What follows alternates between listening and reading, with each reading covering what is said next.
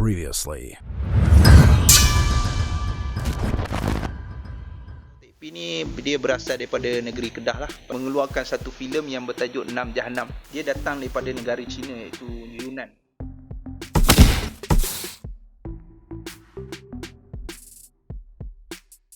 Sebelum korang teruskan menonton video ini, jangan lupa klik button subscribe dan tekan button loceng untuk tidak ketinggalan video-video baru. Juga boleh search dan like di Facebook page Persatuan Seni Silat Kuntah. Jangan lupa klik like untuk video ini ya.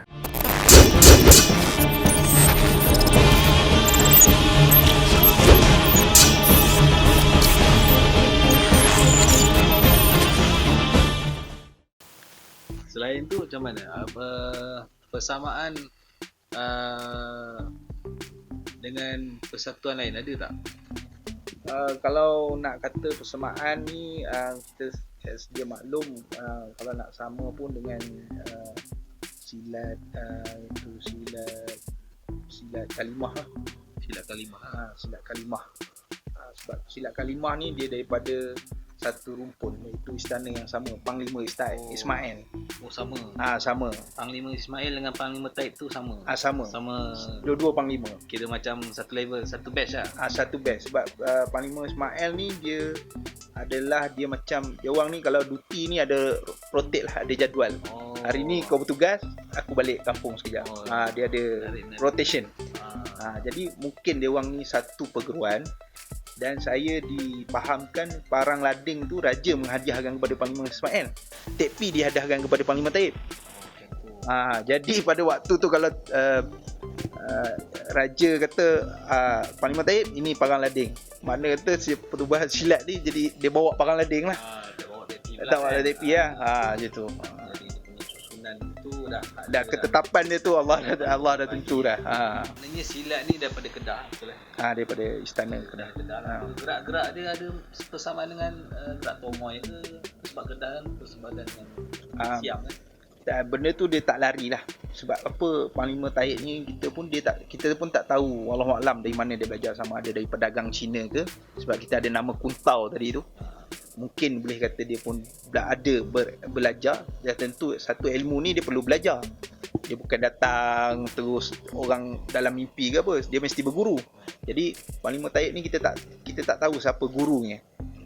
Mungkin ada daripada Siam, sebab langkah-langkah dia pun ada sedikit macam pergerakan Tomoy, dan mungkin daripada China sendiri, sebab pada waktu tu pedagang-pedagang datang. Mungkin dia ada berguru. Jadi guru Panglima Taib ni kita tak dapat nak mengupas siapa. Yang kita tahu adalah Panglima Taib. Saya percaya yang Panglima Taib ni dia belajar banyak ilmu, tapi kita tak tahu pada waktu. Ialah belumlah, maksud tu kita tak ada Facebook. Dia tak boleh nak update dalam Facebook, saya berguru dengan ni, kita tak tahu.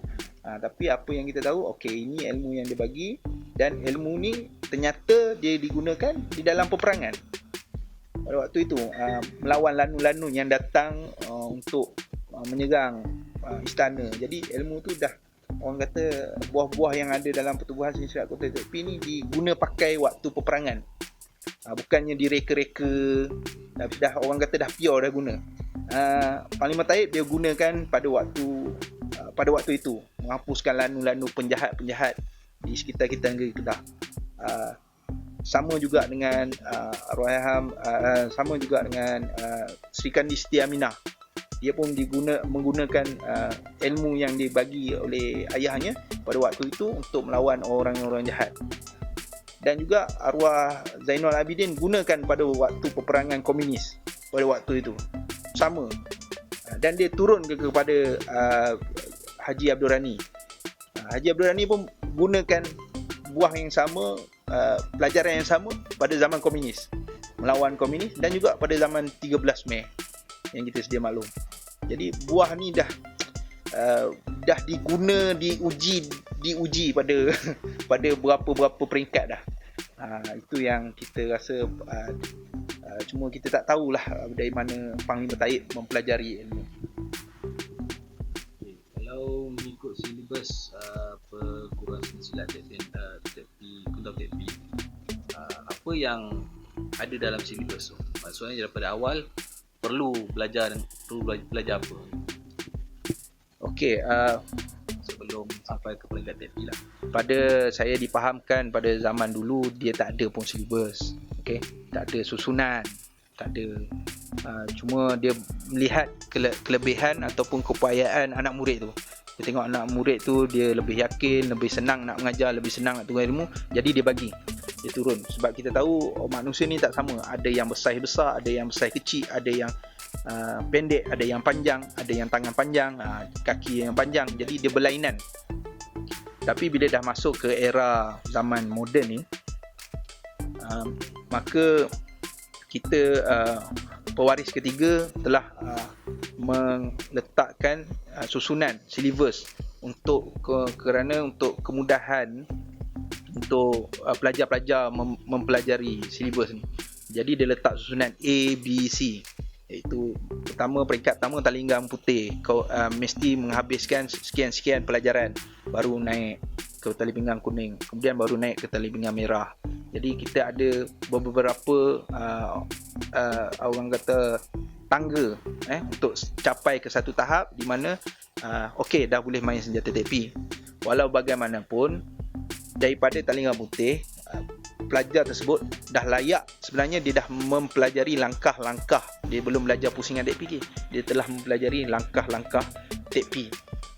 Bila dia dah sampai ke tali pinggang merah, dia hanya sarungkan TP di tangan dan dia buat balik yang langkah yang pertama tadi. Jadi benda tu komplit lah.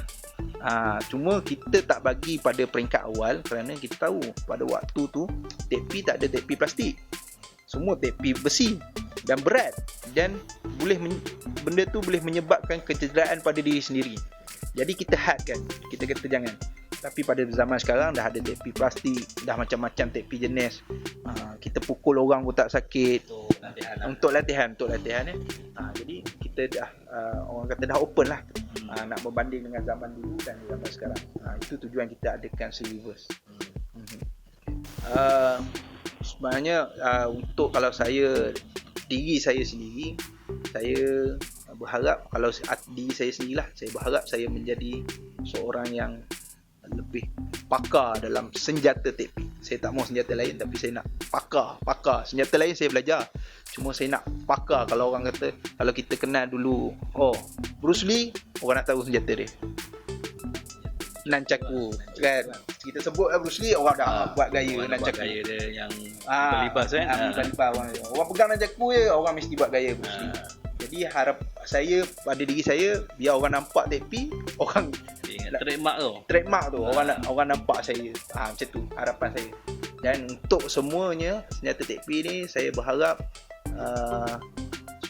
senjata TP ni menjadi salah satu senjata yang orang kata dipandang lah seluruh masyarakat, tak kira lah di mana saja. Sebab senjata TP ni dah dilabelkan sebagai King of Weapon. Dia dilabelkan, bukan pertubuhan silat untuk TP yang label, tapi masyarakat dunia yang melabelkan King of Weapon, iaitu senjata, segala senjata. Dari segi senjata tajam lah. Jangan kita buat perbandingan dengan M16 pistol pula. Itu senjata api. Jadi kalau kita tak memperkenalkan senjata ni, sebab senjata ni saya rasa daripada negara Malaysia sendiri yang menaikkan nama TP tu bukan Kuntau TP yang labelkan, tapi dunia yang labelkan senjata tu sebagai King of Weapon. Jadi bagi saya, benda tu dah ada nama, kalau kita tak naikkan, rugilah kan, dia akan terpadam macam tu je lah. Di generasi akan datang, orang pun dah tak kenal apa tu TP. Sebab lagi satu, TP ni belum ada lagi negara-negara yang ini senjata kami, ini daripada kami, tak ada. Jadi bagi saya tak salah kalau negara Malaysia, tanah Melayu ni menaikkan senjata TP ni sebagai salah satu senjata orang Melayu. Sebab senjata TP ni dinaikkan sendiri oleh orang Melayu di negara Malaysia. Okey, baru-baru ni saya ada perhatikan lah di video YouTube kan semua. Tuan telah membuat satu persembahan di mana?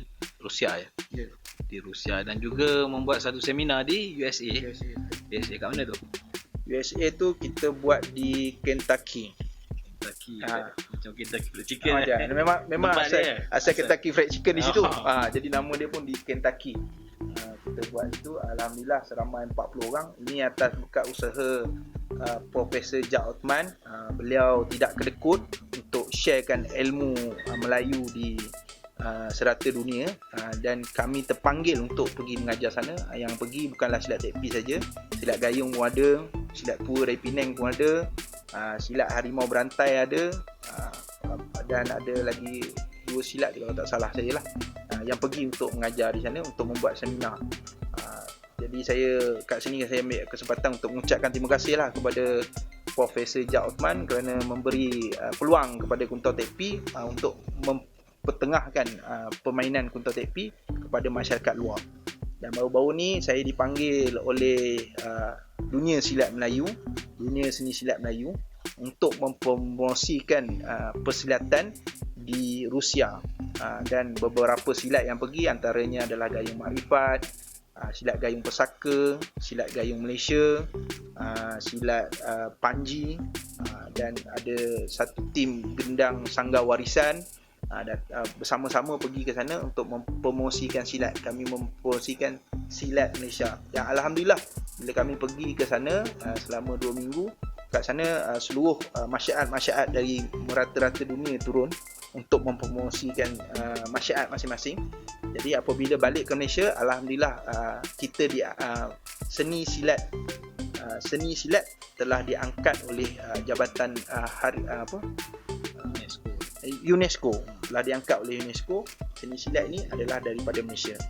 Alhamdulillah dengan hasil daripada berkat usaha semua pihak lah, kita mendapat kejayaan tu, insya-Allah. Okay, ikut pengalaman tuan sendiri untuk mengajar dekat USA tu, seminar tu macam mana? Apa pengalaman boleh share sikit? Okey, saya kongsi sikit lah. Pada pandangan saya, pada pendapat saya, dalam pemerhatian saya, kita bertahu orang, kita panggil orang putih Mak Saleh lah kan. Orang putih ni kalau dia buat apa-apa pun semuanya adalah kita kata bersungguh-sungguh. Dia main motor ke, dia main jet ski ke, kalau dia main motor tu sampai orang kata tak tahulah patah tulang tu beribu-ribu patah lah. Dan juga setiap benda yang dia buat tu orang kata ekstrim. Dan juga sama juga silat. Bila dia belajar silat ni, dia terlampau ekstrim sampaikan kita kata okey cukup rehat dulu, baru dia orang berehat. Kalau kita tak bagi rehat, dia orang tak rehat. Jadi kat situ dia orang berkobar-kobar, bersungguh-sungguh. Yalah, benda ni tak ada di negara dia orang. Bila dia orang dapat, dia orang rasa bersyukur lah, kan? Mungkin lah kalau kita orang Islam, kita bersyukur lah kita kata kan. Jadi dia orang beria-ia, bersungguh-sungguh. Jadi saya kat sini terfikir, kalau generasi muda akan datang tidak meneruskan segala apa yang telah diturunkan oleh orang-orang zaman dahulu, orang-orang tua dulu, mungkin tak mustahil satu hari nanti generasi cucu anak-anak kita ni nak belajar silat kena pergi US. Yang bahaya tu sebab apa, saya tengok kat situ kesungguhan dia orang. Dia orang nak mempelajari ilmu persilatan ni dengan dia orang adanya kelas gelanggang silat. Dia orang sendiri ada anak murid sendiri. Permainan dia orang pun saya rasa dah boleh kategorikan A dah cantik. Itu berkat usaha dia orang sendiri. Jadi bila saya tengok kat situ, kalau generasi muda kita tidak meneruskan, tidak mengekalkan warisan yang ada sekarang ni, jadi akan datang saya rasa tak mustahil nak belajar silat kita kena pergi US ataupun kena panggil dia orang mengajar. Kena berguru dengan Mak Saleh pula. Kena berguru dengan Mak Saleh. Itu yang saya ni. Selain tu daripada penerimaan dia orang, alhamdulillah. Cuma kita nak mengajar susah sikit lah, nak kena speaking orang putih. Tapi tak ada masalah benda tu semua. Dia orang pun boleh faham apa yang kita ajar dan dia orang boleh terima. Dan yang mana-mana yang pergi seminar tu, semuanya tu level-level maha guru. Ada yang maha guru taekwondo, ada yang maha guru ninja. Semua tu dah level-level guru lah. Kalau kita kat Malaysia ni kita panggil maha guru lah.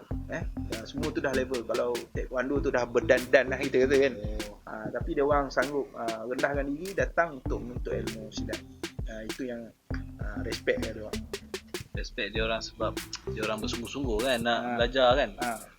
Tu yang kita ni, bangsa kita sendiri lah kan, kita rasa macam lemah sikit lah kan, bab untuk bersungguh-sungguh untuk belajar seni silat ni, betul lah. bagi pendapat saya lah, bangsa kita ni bukanlah nak kata tak ada, cuma masih malu, segan dan banyak lagi mengkritik daripada buat. Banyak lebih mengkritik daripada buat. Bila kita buat sesuatu, oh ini tak boleh lah, ini tak bagus lah, inilah. Jadi kritikan itu kadang-kadang membuatkan diri kita sendiri yang jadi lemah. Sepatutnya kita kena support. Bila ada orang yang ke depan mempamerkan persilatan ni, kita kena support dan kita kena bagi idea, bukan kita kritik. Bukan kita kata apa kau buat macam ni, tak bagus lah, inilah apa lah. Jangan, kita bagi idea, tak boleh buat macam ni, apa kata kau buat macam ni. Kita kembangkan lagi. Kita kembangkan lagi. Jadi insyaAllah kalau kita sama-sama sepakat, bersama-sama, jadi tak mustahil benda ni takkan hilang di Melayu mengatakan, Hantuah kata takkan Melayu hilang di dunia.